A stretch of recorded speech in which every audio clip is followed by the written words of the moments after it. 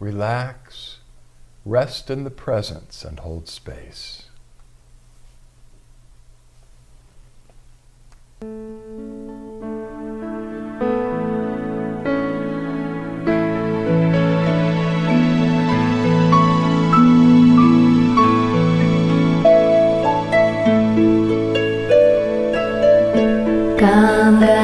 Ganapataye Namo Namaha.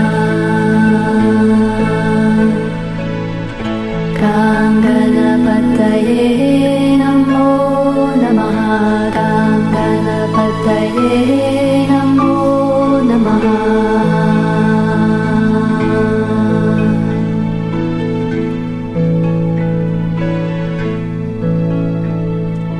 Jai Ganesha Gananatha Dayaniti Sakala Vignakara Dura Hamare.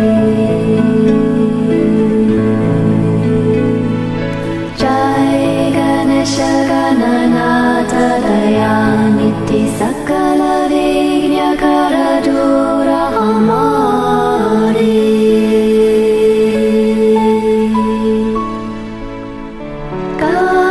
Ganapataye Namo Namaha. Ganapataye Namo Namaha. Ganapataye Namo Namaha.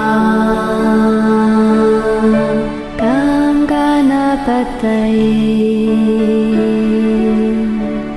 Namo Namaha.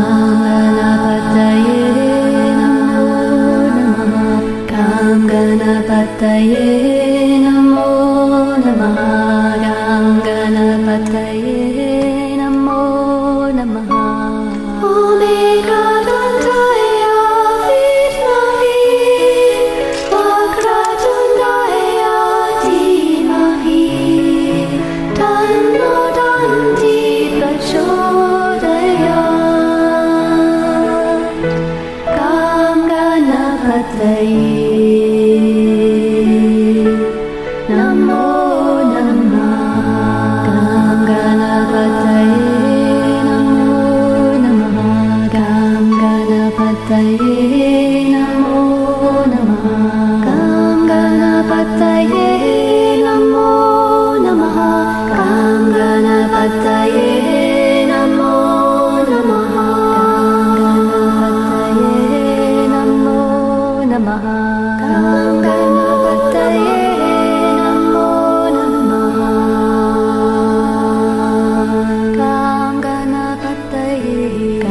Ganapataye Namo Namaha. Jai Ganesha Gananatha Dayaniti Sakala Vignakara Dura Hamare.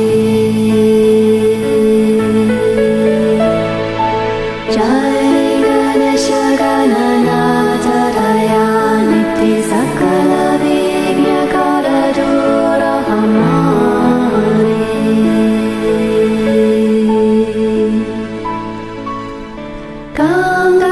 Ganapataye Namo Namaha.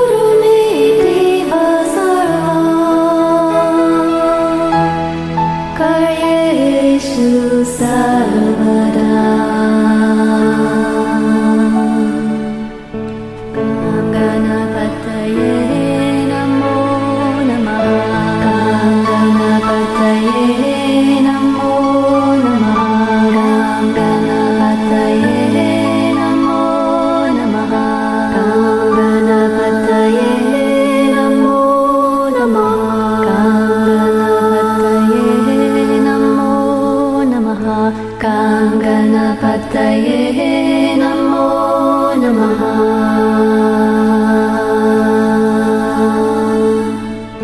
Gam Ganapataye Namo Namaha. Gam Ganapataye Namo Namaha. Jai Ganesha Gananata Dayaniti Sakala Karadura Hamari.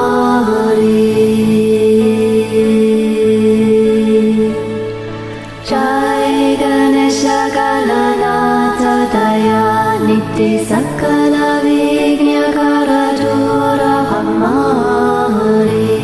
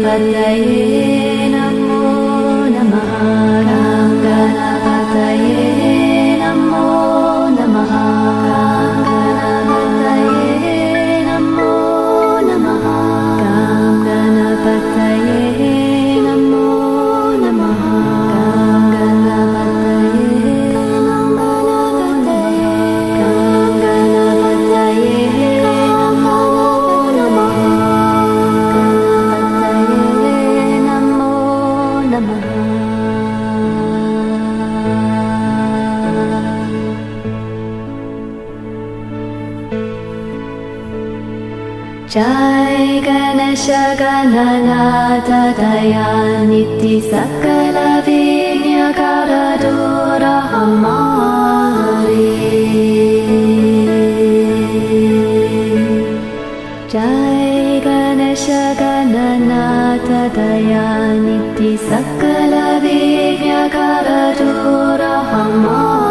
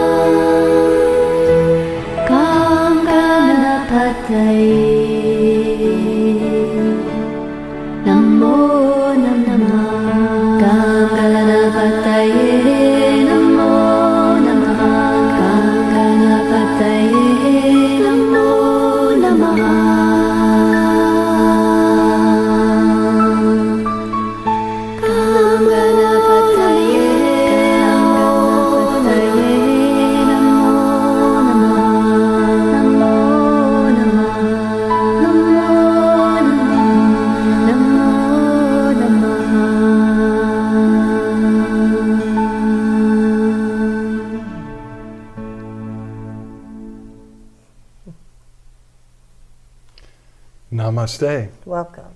Welcome to our weekly online satsang. Satsang meaning community of truth, a Sanskrit word that we could apply to any community of seekers. Two or more people who are on the path of awakening, seeking the truth. When they come together, we have a satsang.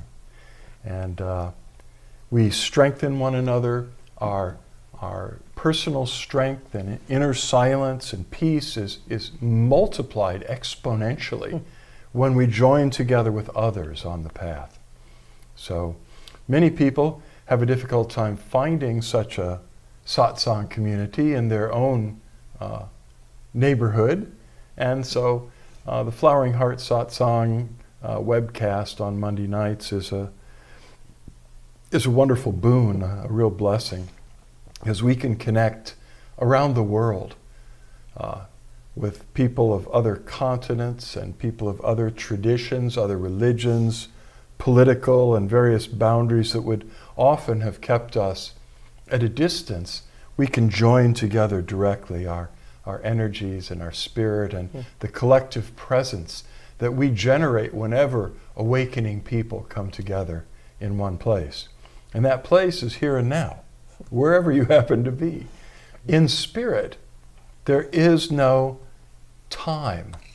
And in spirit, there is no space. And so, wherever you and I are physically, we can come together here and now in the very same space and share energy and consciousness directly. It's a very important time on planet Earth for humanity to awaken from the delusion of separation, separateness from each other, separateness from the divine source, from nature. This has given rise to a global civilization rooted in competition, conflict, and violence. And it seems to have been spinning out of control lately. And that's because we're moving toward a tremendous breakthrough. Many people are awakening.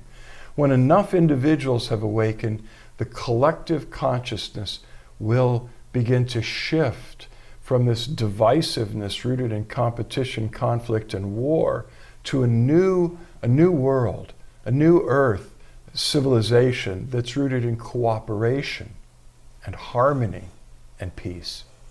And thank you for being part of that. Each person who awakens moves us closer to that goal. When we awaken and the veil is removed from our faces, we look into each other's eyes and we see ourselves looking back at us through the other.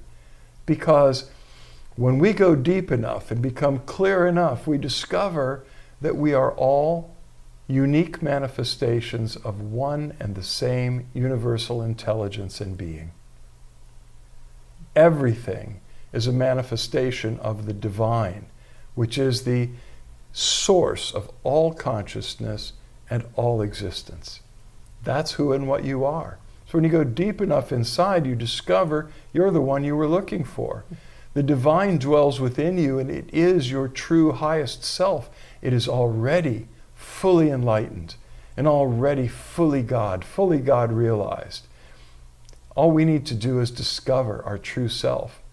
And we find that what we were looking for wasn't out there in some enlightened spiritual teacher or some God-realized saint. It was inside of us. They were mirrors. The outer world's a reflection of the inner world. So the light that you've seen in the life or the presence of a saint, the light, the illumination you've experienced in the presence of an awakened master or a guru is a mirror reflecting you to you. And eventually, we're instructed to look inside and discover the source within. To that end, we share something called the Flowering Heart Blessing. A blessing that the Divine showed Suzanne and me going on 8 years ago. We had been involved with another kind of blessing. In fact, we've been involved with various kinds of blessings and spiritual transmissions for many, many years. But about almost 8 years ago, the Divine said, begin to share this one. And we just felt our hearts just explode with unconditional love and light just shining out from the center of our being through all our layers. And immediately we could see that this was a solution to the excesses that we had seen ourselves and many of our friends get involved in, trying to get more initiations and more blessings out there and having to go to this place of power or that temple or to go see this particular person in order to get something from the outside that was in there all the time. And the Divine said, begin to share this one. And tell people it comes directly from me, not through any master, not through any guru or saint or hierarchy or organization. It comes directly from the Divine to whomever I choose to give it to, and it's a gift of grace that I give to anyone who wants it. Grace means it's free, so don't charge for it, and tell people if they like this energy, if they like this presence, that once they've received it, they are already fully initiated. You don't have to pay gajillions of dollars and fly halfway around the world to go through some special thing. It's something the Divine does, not us. All we do is we offer ourselves as instruments of grace. Invite the Divine to pour the flowering heart blessing through you, and boom, there it is. And whoever you hold in your consciousness, in your heart, in love, while you're in meditation or prayer, just invite the Divine to pour the flowering heart blessing through you to them. And it does, first of all, it awakens that inner connection to the inner Divine, to the enlightened Bodhi minds, to however you conceive of it, the Christ within, the Paramatma. That Divine that dwells within us, the flowering heart blessing begins to activate our awareness of it. And as that happens, it begins to flower, hence the flowering of the heart. And the light ripples out through spirit, soul, body, our relationships, and out into the world. So please join us in sharing the flowering heart blessing throughout this webcast. We're glad you're here. If you want to know more about it, there's all kinds of information about blessing, about many different kinds of meditation and teachings about spiritual awakening on our website at floweringheart.org. So take some time and peruse that website and see there are many, many things hidden on that website right there for you to discover in plain sight. Any announcements? Not that I can think of. Okay. Thank you for those who have given us likes and loves already. Whoever drops in on this, whether it's tonight while it's live or you watch this later on Facebook Live, if you would, give us a thumbs up or a heart, and then we can go in, and I go in during the week to see the many, many, many people that view these satsangs after tonight and between now and next Monday night. So please give us a love or a like if you're on Facebook. If you're on Vimeo, you got to enter something in the chat. Just say, hi, it's me, or whatever strikes your fancy. We like to open it at the beginning after our time of silent meditation with the music playing and just holding space in the presence. We like to open it to questions and answers on the spiritual journey. Could be about anything you're wondering about or something you may be encountering in your own spiritual practice. It doesn't matter how tough the question is. We'll try to answer it. We'll look to the Divine. The Divine is always moved to inspire us with light and clarity when we ask our questions. And it helps everyone else in the group too. So look. We also like to hear about any miracles or breakthroughs you may be having in your life. Sure. Go ahead. No, I said we'd also like to hear that. Yeah. Okay. Why? Because it inspires others. The more we share what we're going through, whether it's good or bad, difficult or easy, whenever we share something like that, it helps everybody. It does indeed. So we'll give it a few minutes and see you would look into your heart and see if there's a question percolating there that will serve as a catalyst for our gathering here tonight. We'll come back to that. I want to read 16 quotes. I'll come back to that. Oh, okay. Let me read some quotes. Okay. We'll come back Another to question. that. Yeah, okay, I'll answer it. What do I think about spiritual soulmates? Oh, You see why I wanted to go to the quotes? Go ahead. spiritual soulmates. We've been talking about this week, actually. And actually, she said romantic soulmates. Right. We've been talking about that quite a bit this week, and I personally feel like the whole world is family, and we're all soulmates. And some of us may have more of a karmic connection or past life connection, but I've never been one to believe that I have a twin soul or a twin flame or a twin soulmate or anything like that, because to me, that's just a concept of the mind. And if we open our hearts, we can be soulmates to anybody. We can be connected to anyone at such a very, very deep level.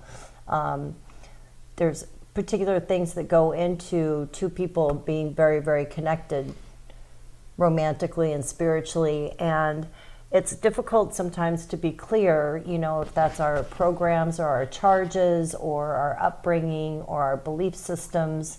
There's so many factors at play that go into relationships. So as far as a spiritual soulmate, I'm not very interested in that. I'm more interested in deepening whatever relationships that I have and not putting a label on them. Okay, this comes up because people, not everyone, but some people experience in the course of their lives meeting another person that they instantly are in love with. And they share this deep, deep spiritual connection that is life-changing. And it can be very powerful. In the presence of two souls that are that deeply in love, there's this amazing spiritual radiance and healing presence that can bless anyone around that couple.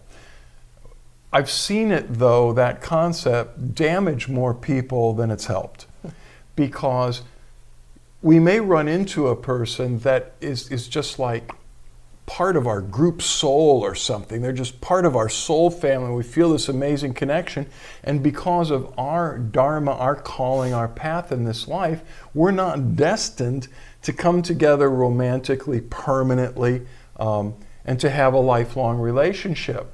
And when that happens, I've seen many individuals go, well, then my life is ruined. There's no one else like this for me anywhere. And that kind of closes the door on maybe even a more dynamic relationship that could unfold as we grow and awaken spiritually.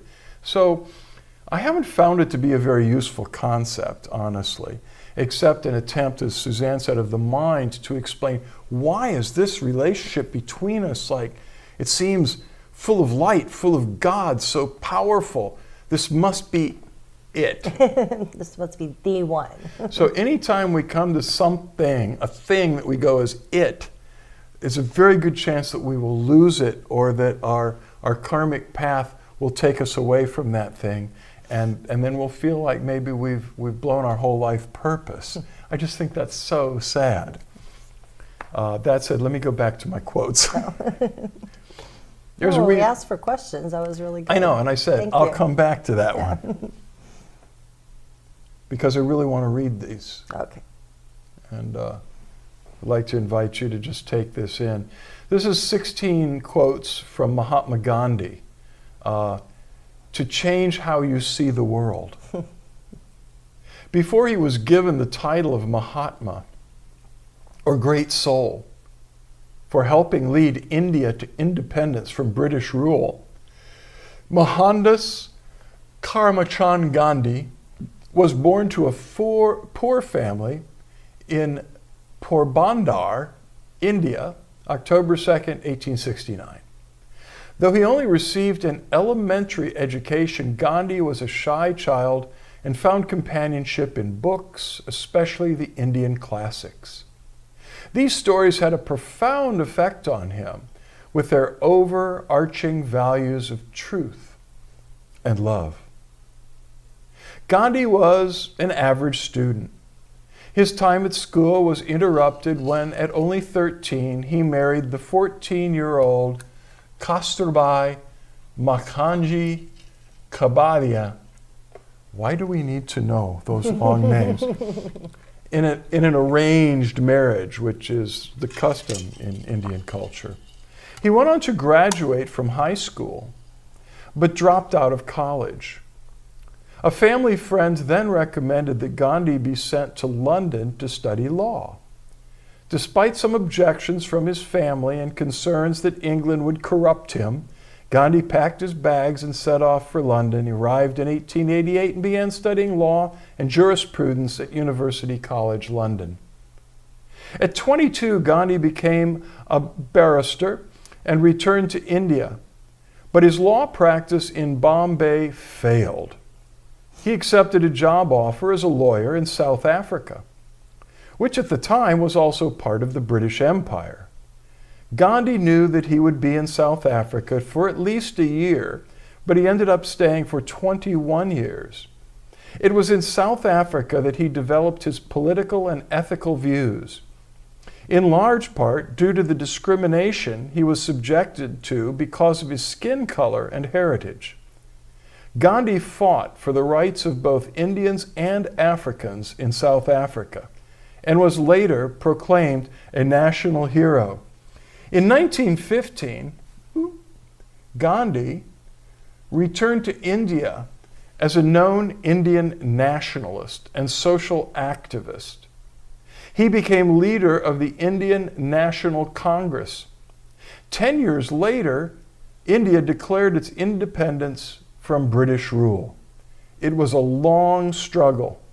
Gandhi demanded immediate independence in 1942, to which the British responded by imprisoning him and thousands of congressional leaders. Ultimately, Gandhi led India to its independence and is now considered the father of his country. Today, he is globally respected for his policy of non-violent protest, or satyagraha. In his political and social activities, as Gandhi once wrote, quote, "Nonviolence is not a weapon of the weak. It is a weapon of the strongest and the bravest." Gandhi was assassinated by a Hindu nationalist in 1948. His legacy, however, has never faded, and he left the world with many words of wisdom about the value of compassion, courage, and tolerance. They are words we can live by, whatever our path in life. I want to just say this comes from the website inspiringquotes.com, and there's some wonderful collections of quotes and authors who wrote like this little introduction tonight. This was by Tony Donnell, an English writer of nonfiction and fiction who lives on the edge of the Amazon, one of my favorite places. So here are these quotes from Mahatma Gandhi. Let them just sort of wash over you. In a gentle way, you can shake the world. You must not lose faith in humanity. Humanity is like an ocean. If a few drops of the ocean are dirty, the ocean does not become dirty. Glory lies in the attempt to reach one's goal and not in reaching it. Live as if you were to die tomorrow. Learn as if you were to live forever. Love is the strongest force the world possesses, and yet it is the humblest imaginable. Listen to this next one. When I despair, I remember that all through history, the way of truth and love have always won. There have been tyrants and murderers, And for a time they can seem invincible, but in the end, they always fail. Think of it. Always. An eye for an eye will only make the world blind. If we are to teach real peace in this world, and if we're to carry on a real war against war, we shall have to begin with the children. It is unwise to be too sure of one's own wisdom. It is healthy to be reminded that the strongest might weaken and the wisest might err. A no uttered from the deepest conviction is better than a yes merely uttered to please, or worse, to avoid trouble. It is, it is beneath human dignity to lose one's individuality and become a mere cog in the machine. It is health that is real wealth, and not pieces of gold and silver. Man often becomes what he believes himself to be. If I keep on saying to myself that I cannot do a certain thing, it is possible that I may end by really becoming incapable of doing it. On the contrary, if I have the belief that I can do it, I shall surely acquire the capacity to do it, even if I may not have it at the beginning.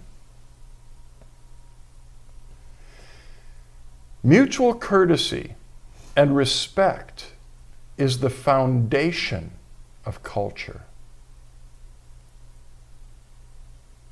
To give service to a single heart by a single act is better than 1,000 heads bowing in prayer. The law of love knows no bounds of space or time. Truly, Mahatma, great soul. And it speaks so profoundly to our time, as well as to every time. But you know that service to a single heart by a single act is better than 1,000 heads bowing in prayer.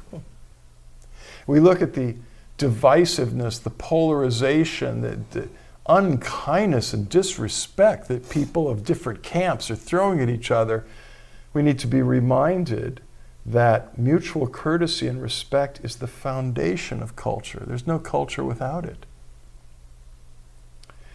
But all through the week, I've kept reflecting on this one.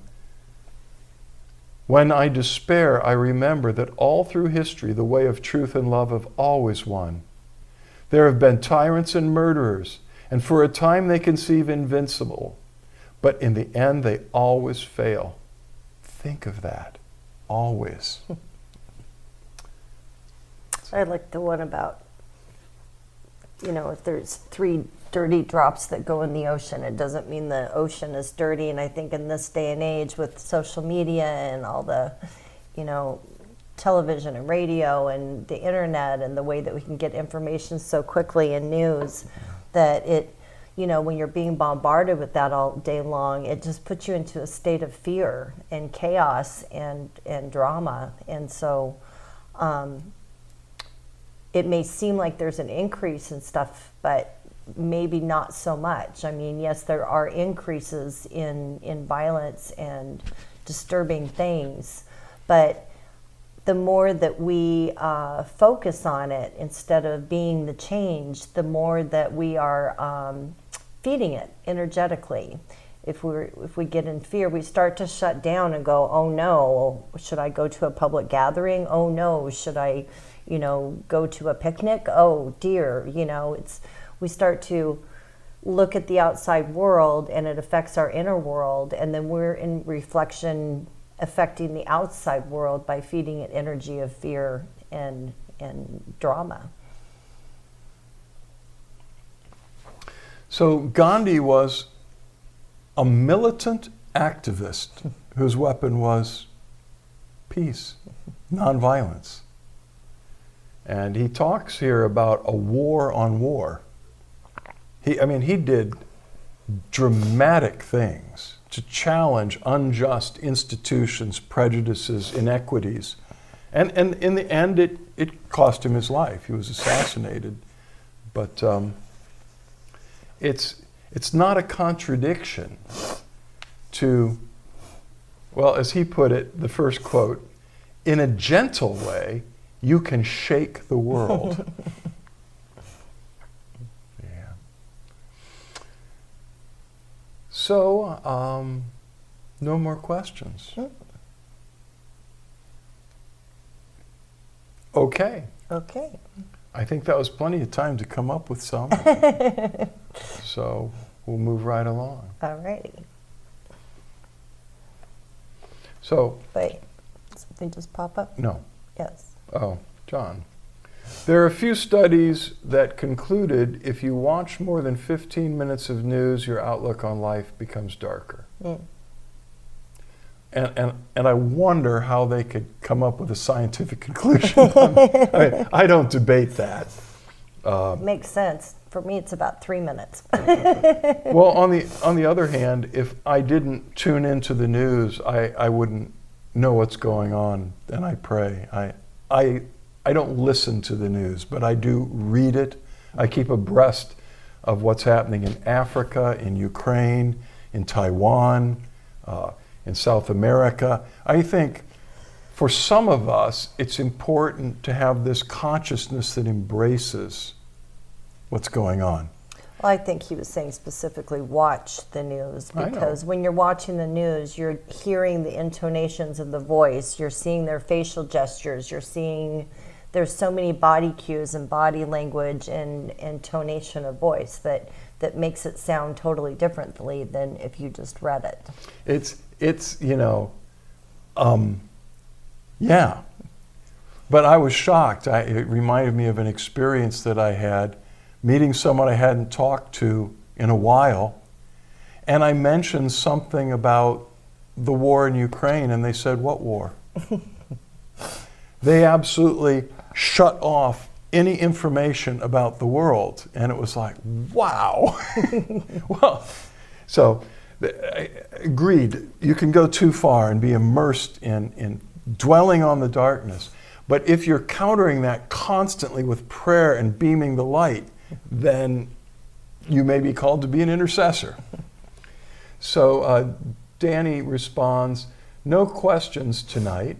Your message tonight was miraculously perfect for the day. I love you both so much." Oh, we love you too, Dan. Thanks for the snacks you dropped off in the soap. Sorry we missed you. And thanks for the observation too, John, because you can poison your spirit. Yeah. And the news is being tainted, amplified, focused to manipulate consciousness. So it's a trick. But stay conscious. Okay, so let's close our eyes and open our hearts and invoke the presence.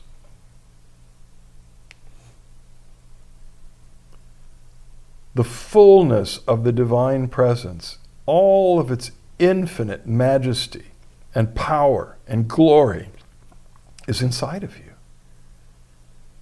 It's impossible to explain in any kind of way that the mind could make sense of,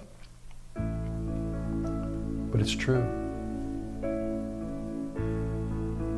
The entire universe is within you and the source of it all.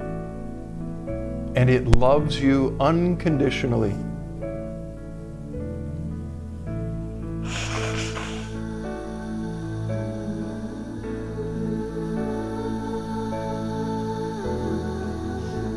This divine presence is pure, unconditional love.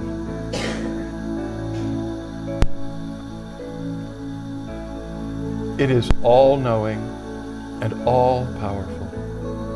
And it yearns to free you from suffering, to awaken you from the illusion of separate existence, to awaken you to the truth of your oneness with the divine, of your oneness with all of creation,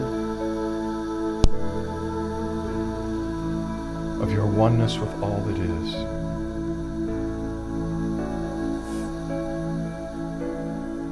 Just relax, let go,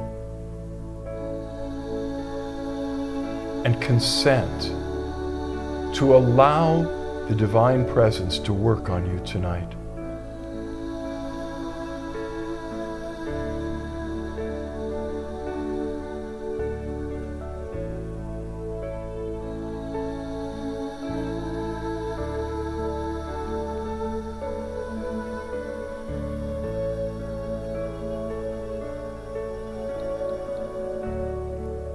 For just this time, stop trying and just receive.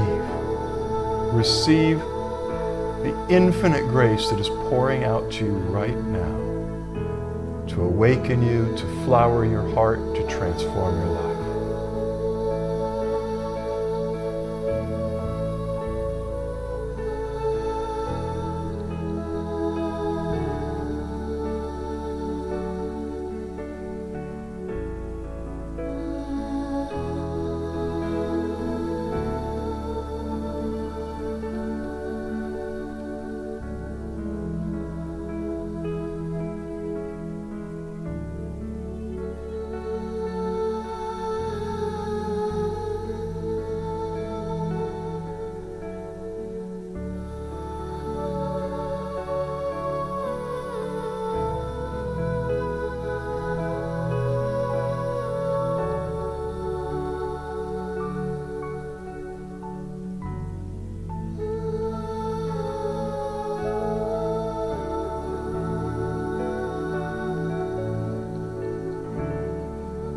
The divine knows what you need before you even know, before you ever ask. And the divine is so wise and so powerful that it can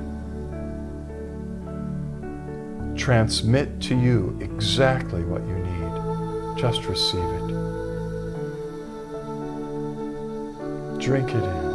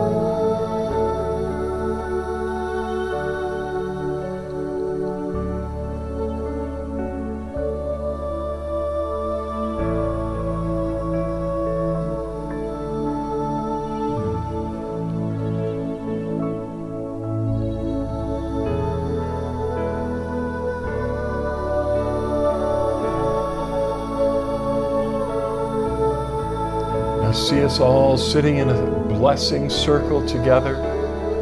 With your eyes still closed, lift up your hands with your palms open and invite the divine to pour the flowering heart blessing through you to all the others in the circle, even as it flows back to you through all of them.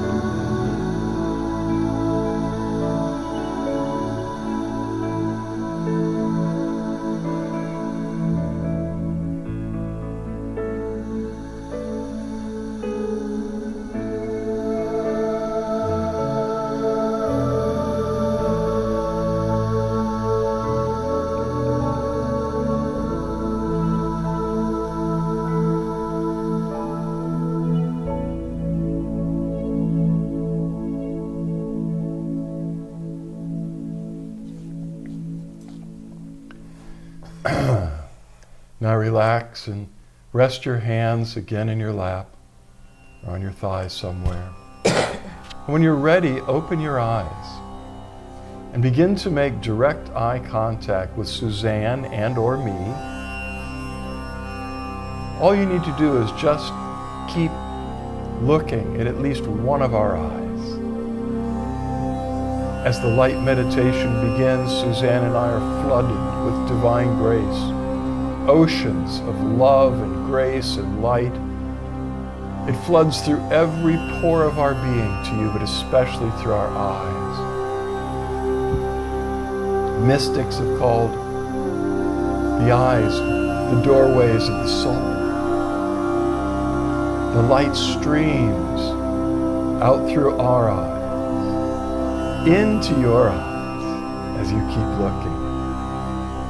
And it floods deep, deep into your spiritual heart, causing the light of awakening, the flames of divine love to grow brighter and brighter and brighter within you. There's nothing for you to do but just keep looking and receive.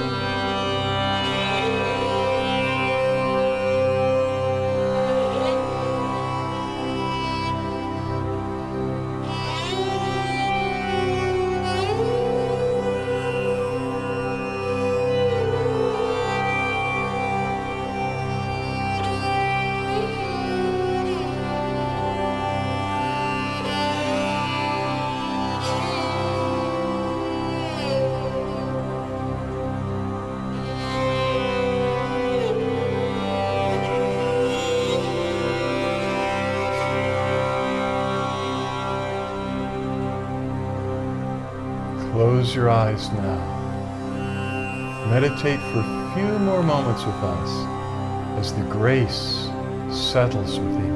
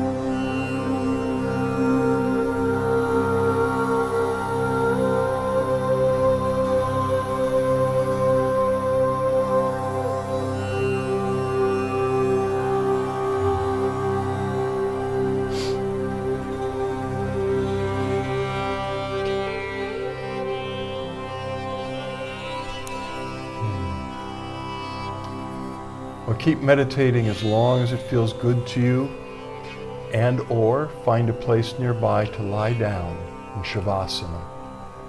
Shavasana is actually a yoga pose where you lie on your back with your eyes closed and your arms loosely at your sides with your palms opened and turned upward. And just allow yourself to dissolve in gratitude in the presence.